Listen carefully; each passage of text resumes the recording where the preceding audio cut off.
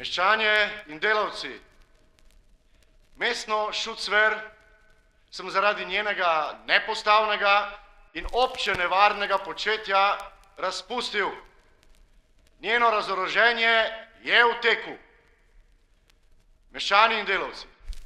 Šucver mesta Maribor je obstojala večinoma žal iz takih elementov, da jim nisem zamogel zaupati vašega blaga in življenja. Na straži stoječi udje mestne Šucver so sami plenili, ropali, streljali na ljudi in so tako otvorili ne več Šucver, temveč deloma Drhav, ki se je moramo bati. Od udov mestne Šucver storjene zločine bom objavil v listu Marburger Zeitung. Na to veliko in nevarno napako sem opetovano opozoril zastopnike mestne občine, toda naletel sem pri tem vselej le na gluha ušesa. Razen tega sem danes izvedel iz zanesljivega vira, da mestna Šucver proti dogovorom in v rušenju vsake vojaške podrejenosti namerava napasti moje čete in vzeti vplivne jugoslovanske osebe za talce. Zato sem to ukrenil in zapovem. Državno orožje vsake vrste, municijo, opravo in monture morajo pripadniki mestne Šucver do 12. ure opoldne oddati. In sicer ti, ki so na severnem bregu Drave v domobranski vojašnici, oni na južnem bregu v topničarski vojašnici. Udom mestne Šucver izstavljene legitimacije nimajo nobene veljave več. Pripadniki bivše Šucver so po oddaji navedenih predmetov prosti in se morajo v Mariboru posvetiti svojemu civilnemu poklicu, če se pokorijo mojim odredbam in so rojeni Mariborčani. Udje mestne Šucver, ki niso Mariborčani, morajo še danes pred mrakom zapustiti mesto. Jugoslovani, ki niso Mariborčani, a so pripadali mestni Šucver, se morajo do 12. ure opoldne zglasiti v domobranski vojašnici, da dobijo izkaznice. Zudi bivše Šucver, ki se temu povelju ne pokorijo brezpogojno, se bo postopalo kot z uporniki.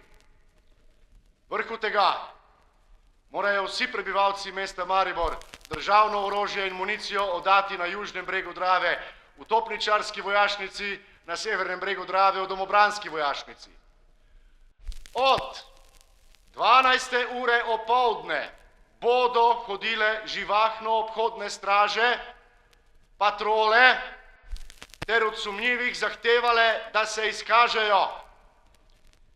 Pri strankah in v hišah, v katerih se, kakor se domneva, hrani orožje in municija, bom odredil hišne preiskave. Tega pa nisem ukrenil zoper vas in ne zoper mesta Maribor. Marveč storim le to, ker sem pri nastopu svoje službe obljubil skrbeti za mir in red, za varnost vašega življenja in blaga in hočem držati to svojo obljubo.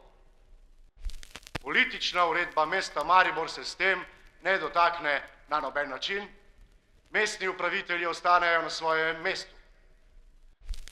Danes od 12. ure smejo nositi vojaško uniformo samo moje čete, osebe vodstva vojaškega transporta, osebe sanitete.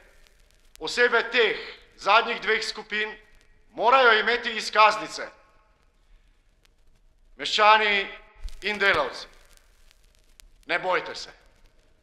Moje čete so danes tako močne, da mi je lahko brez druge pomoči vzdržati red.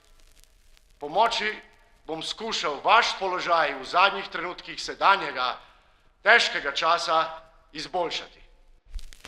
Dokler mojim naredbam ne nasprotujete, ste pod mojim osebnim varstvom in bom vsako vam prizadeto krivico najostrejše kaznoval. Nasprotno pa vas svarim pred vsako nepremišljenostjo, da se zabrani razglasitev prekega soda.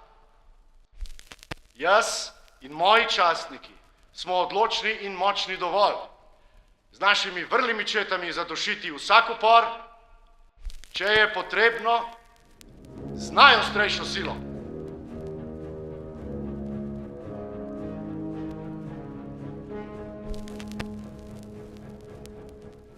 Mene je dodelil generalmajster svojemu ožjemu štabu kot pravnega svetovalca. Nekega dne v novembru 1918 je sklical generalmajster strogo zaupni sestanek, h kateremu je povabil člane Narodnega sveta, višje slovenske častnike in zastopnike uradov, pošta, železnica in tako dalje, ki so bili v narodnem pogledu popolnoma zanesljivi. Pri tem sestanku nam je sporočil, da se je odločil za razorožitev vseh nemških vojakov in za prevzem vseh uradov po Slovencih. Vsi navzoči smo to revolucionarno odločitev sprejeli z navdušenjem. Na to so bile dogovorjene tudi vse posameznosti. S častno besedo smo se vsi zavezali, da ostane vse strogo tajno. Zavedali smo se namreč, da bo akcija uspela samo, če bomo nasprotnika presenetili. Meni so naročili, da pripravim oglase za obvestilo prebivalstvu o prevzemu vse oblasti po generalu Majstru in za eventualno razglasitev izjemnega stanja, če bi se nemško vojaštvo in prebivalstvo uprlo. Poznali smo vse objekte, v katerih so nemški častniki in vojaki spali, in vse postojanke, ki so jih Nemci stražili. Delo za kritično noč je bilo vestno in točno razdeljeno. Vsak častnik je imel dodeljeno določeno število oboroženih vojakov in točno določeno nalogo. Glavna naloga je bila popolna razorožitev Nemcev na stražah, v vojašnicah in privatnih stanovanjih. Vsak stik nemških častnikov z vojaki je bilo treba preprečiti in noben vojak ni smel zapustiti mesta, na katerem je bil ob razorožitvi. Posebna patrulja je bila določena, da obvesti župana, doktorja Šmidererja, o razorožitvi. Vojaški oddelek, ki je imel nalogo zasesti poštno poslopje, je vodil generalmajster sam in v tem oddelku sem bil dodeljen tudi jaz. Ko smo dospeli do pošte, nam je po prejšnjem dogovoru odklenil stranska vrata v Stolni ulici slovenski poštni uradnik Josek in nas napotil v dvorano, kjer so imeli telefonisti in telegrafisti nočno službo. Hitro smo vstopili in takoj spoznali, da je bilo presenečenje popolno. Prestrašene uslužbence smo napotili v poseben zastražen prostor, kjer so morali ostati do jutra. Njihovo mesto so zasedli slovenski telefonisti. Na 2 južnih oknih smo namestili strojnico. Pri telefonu je bilo jako živahno. Generalmajster je osebno spremljal vsa poročila o posameznih akcijah. Dogovorjeno je bilo, da vse naše enote sproti javljajo potek razorožitve, morebitne incidente in prevzeme nemških straž. Spominjam se, da je neka nemška enota telefonično prosila za zvezo z nemško komandaturo. Ko je bila navidezna zveza vzpostavljena, je nemška enota javila: neka slovenska patrulja nas hoče razorožiti, prosim za takojšnjo okrepitev straže. Generalmajster je odgovoril: sofort, takoj.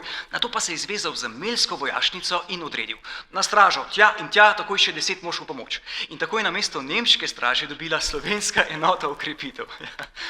No, proti jutru smo na pošti že imeli poročila vseh naših enot, da se je razorožitev v celoti posrečila. In zjutraj tega dne so bili po vsem mestu nalepljeni dvojezični lepaki, s katerimi smo prebivalstvo Maribora obvestili o razorožitvi Šucverja in njenih razlogih. Po mestnih ulicah so patruljirali samo še naši vojaki.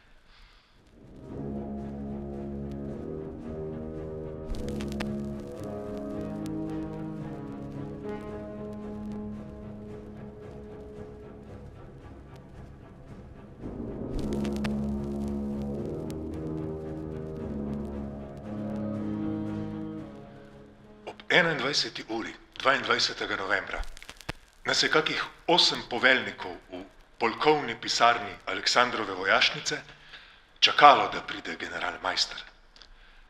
Ta nas je zaprisegel, da nihče ničesar ne izda z tega posvetovanja. To noč, se ve, častniki nismo legli spat.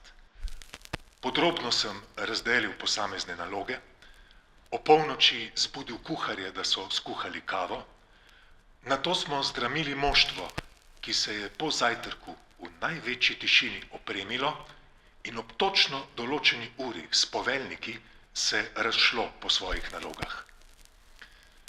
Jaz sem vodil oddelek, ki je imel zavzeti Dravsko vojašnico, kjer je bila glavna opora nemške Šucver.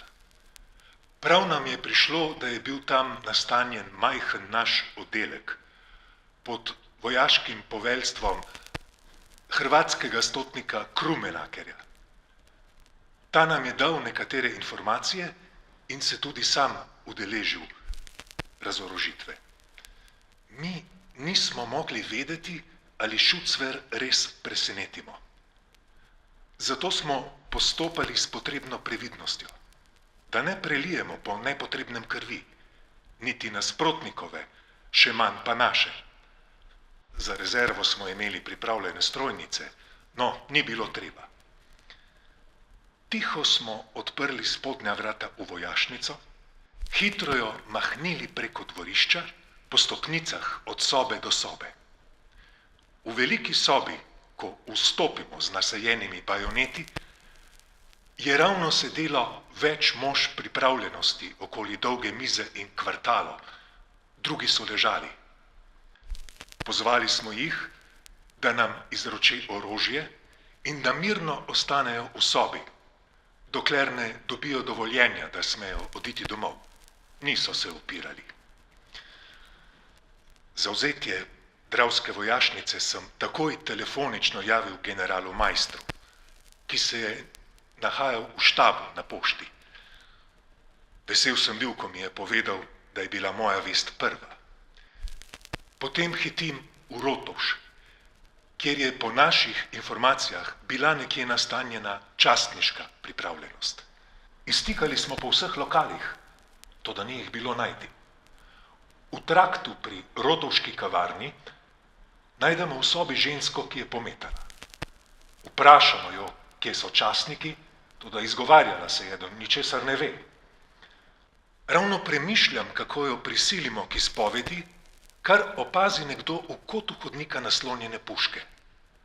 Vderemo v sobo in evo idile. Vsi nemški častniki so spali spanje pravičnega, njih Browningi pa so čakali na mizi, da jih poberemo in nato predramimo njih posestnike k nepričakovani resničnosti. Tako smo tudi to nalogo srečno rešili. Medtem izvem, da je v Dravski vojašnici stražnik oddal strel na poročnika Gugla. Hitim tja in ugotovim protokolarično dejanski stan.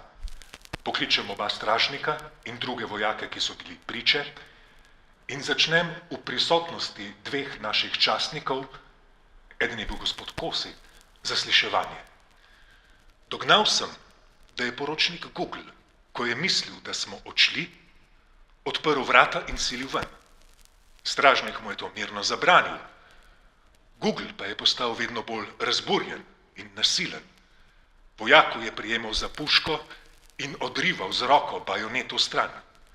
Ko mu je vojak vedno bolj branil, je Gugl začel zmerjati. Vindische Trottel, Lümmel, Lausbub in tako dalje. Vojak ga je opominjal dvakrat, trikrat, nato pa ustrelil. Krogla je šla Guglu v trebuh in so ranjenca takoj odpeljali v bolnico.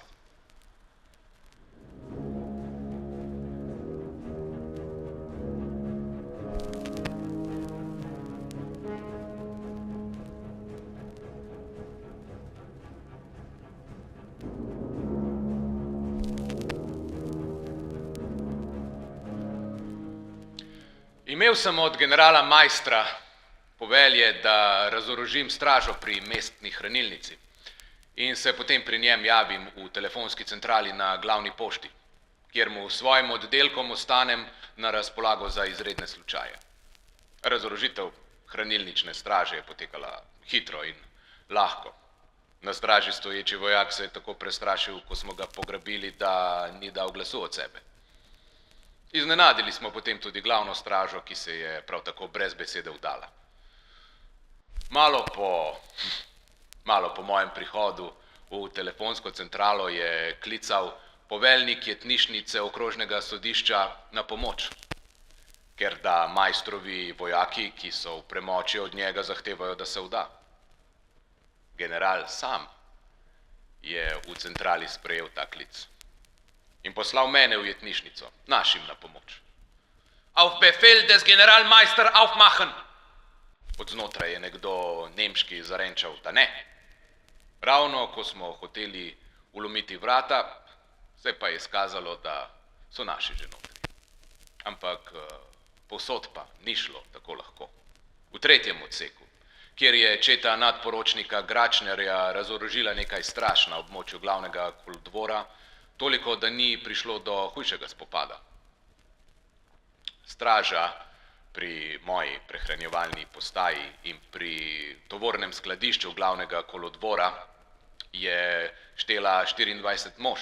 V njej so bili vdeljeni nemški mornarji pod poveljstvom nadporočnika Tetlerja in imeli so 4 strojnice. Straže napasti nenadno ni bilo mogoče, ker je več stražarjev bdelo in ker je bil kraj pregleden.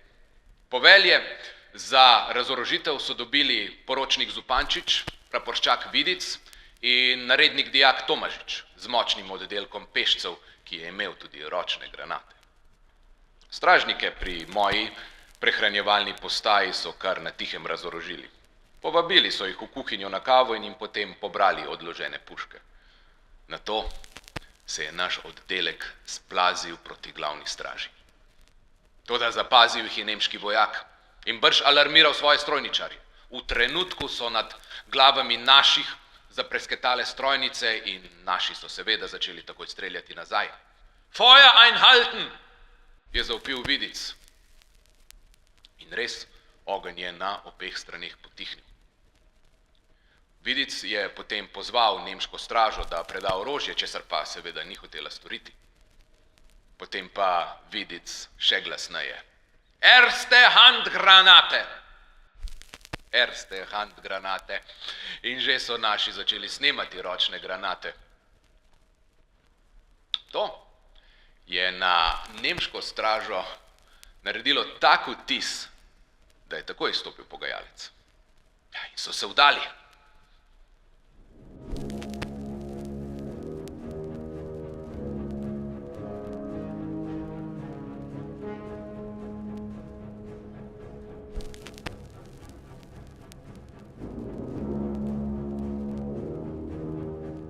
Meni je bil dodeljen za razorožitev 4. odsek. Moje pol prve stotnije mariborskega pešpolka je imelo okrog 45 mož. Dodeljeni so mi bili poročnika Groznik in Cestnik, častniški namestnik Predan in narednik Šerbela. Dravo smo prekoračili po železniškem mostu. Onkraj mosta sem razdelil četo na 2 dela. Prvi del, 20 mož, je bil določen, da razoroži stražo v kaznilnici. Ostalih 25 mož je pod mojim poveljstvom odkorakalo proti gostilni Pukelj na Pobrežju. Tu je bil glavni stan pobreške Šucver, ki je bil poveljnik Stotnik Pičel. Ko je udarila ura 4, smo naskočili poslopje od 3 strani. V gostilno sva skočila prva častniški namestnik Predan in jaz, za menoj pa ves oddelek. Šucverovci so takoj ugasli luč in hoteli zgrabiti za puške, a Predan je v tem hipu ustrelil prazen kot in zakričal Hände hoch! Eden mojih je vžgal luč, ki nam je pokazala, da so imeli res vsi vzdignjene roke. Vzeli smo jim orožje, njej pa zaprli v posebno sobo. Predan je nato odšel po Stotnika Pičla. Vse to se je zgodilo v teku 5-10 minut.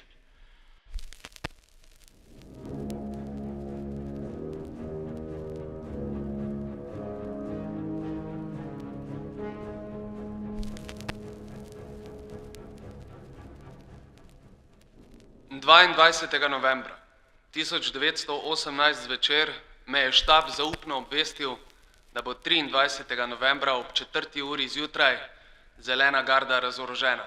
Nam na Koroškem kolodvoru bo prišel na pomoč vod Celjskega polka. Voda do 3. ure še ni bilo. Priložnost za razorožitev zelene garde je bila ta čas zelo ugodna. 2 njihova moža sta bila na straži pri vagonih in sicer precej daleč od stražnice, drugi pa so spali v stražnici s poveljnikom Vred. Nisem dosti pomišljal. Zmenil sem se s svojimi fanti. Nastavili smo eno strojnico pred vrata stražnice, drugo pa pred okno. Ob 3:30 uri sem odprl vrata stražnice in zaklical. Vsi po konci, stojte mirno, nobeden naj ne prime za orožje, drugače bomo streljali. Naša strojnica je namerjena na vas. Nastala je velika zmeda. Zelenogardistični častnik je skočil po konci: "Was ist los?" Razložil sem mu, da je zelena garda že v vsem mestu razorožena. Odslej bomo sami delali red. Zelene garde ne potrebujemo več, naj kar mirno spijo, zjutraj pa lahko gredo domov. Nobenemu se ne bo nič zgodilo. Pobrali smo jim orožje in gardo zaprli v stražnico. Kmalu nato je prišel na pomoč vod celjskega polka, poveljnik je bil narednik vodnik Pristovšek in odpeljal zelenogardiste v Melsko vojašnico.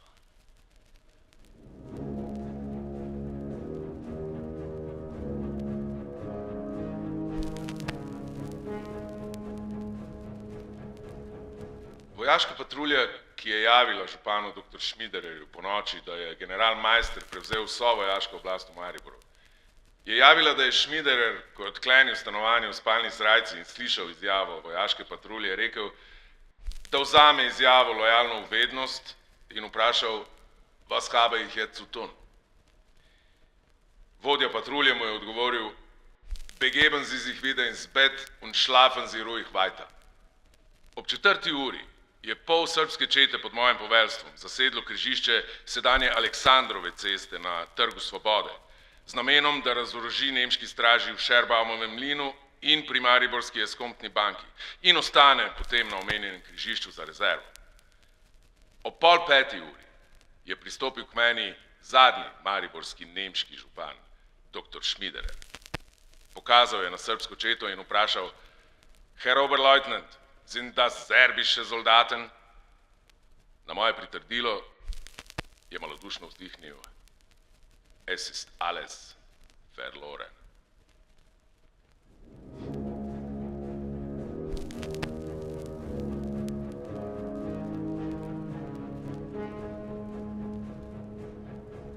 Popoldne, dne 22. novembra, nas je general Maister več častnikov posebej poklical v svojo pisarno, kjer smo prejeli posebna naročila.